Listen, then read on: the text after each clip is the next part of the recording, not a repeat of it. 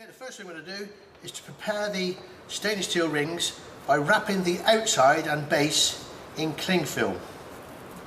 This is going to hold the bavois in the ring to stop it from running out to the bottom. Do this to all 4 of your rings. The next thing we're going to do is to individually coat the inside of the rings with olive oil. So once you've coated all 4 with olive oil, then coat the inside with icing sugar. This is to help the bavois from coming out of the mould and stops it from sticking. So once they're all coated, just place to one side while you make the bavois. So to make the bavois, place your 250 ml of milk in a saucepan and add a couple of drops of vanilla essence and place that on to boil.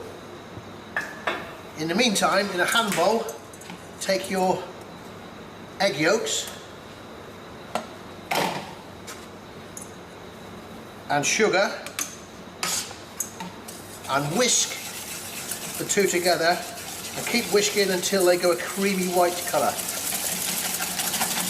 This helps the sugar to dissolve and aerate the egg.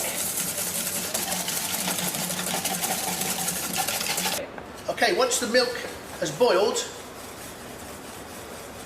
pour it straight into your egg and sugar mix and then mix thoroughly to ensure all the ingredients are thoroughly mixed and incorporated, and then pour the whole mix back into a clean saucepan.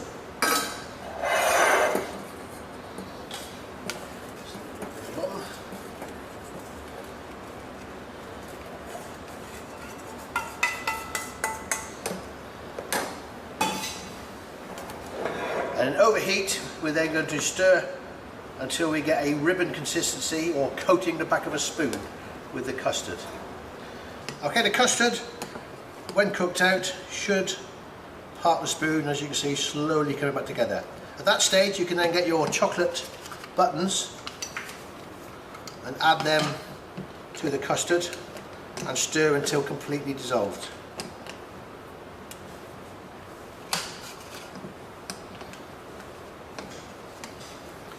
In the meantime, you can then get your gelatine and soak it in some cold water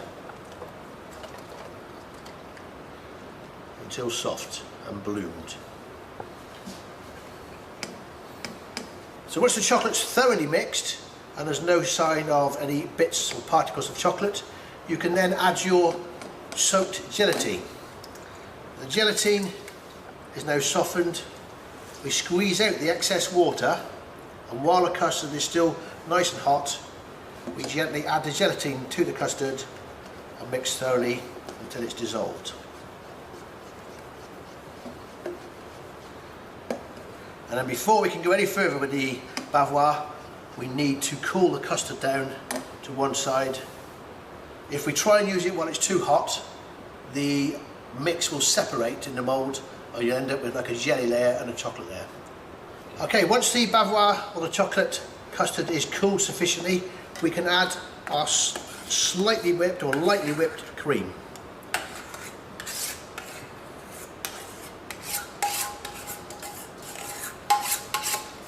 And we're going to carefully mix that together, trying not to be too rough at it, and then expelling all the excess air bubbles.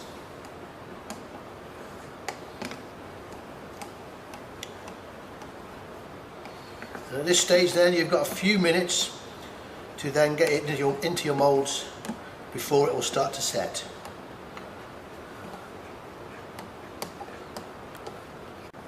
Okay, what we're looking for is it thoroughly mixed, so as it's all the same colour and not rippled.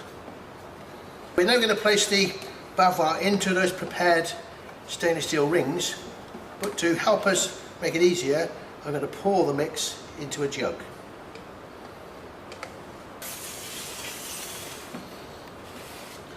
It's just a case of carefully filling up the rings right to the top. Just being careful you don't spill it everywhere. Now the bavoirs, once filled, I'll place them in the refrigerator to set. Okay, once your bavoir has set, preferably overnight in your fridge, carefully remove the piece of cling film and gently warm up the stainless steel ring with your hands. Carefully place the bavoir in the centre of the plate and then very carefully lift the ring to remove the bavoir. It's in a case of getting your pre-made coulis and placing 3 or 4 receding dots of the raspberry coulis neatly in an arc around the edge of the bavoir.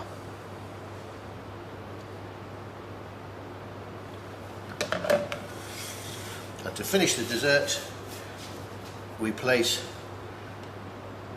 a neat rosette of whipped cream on the top.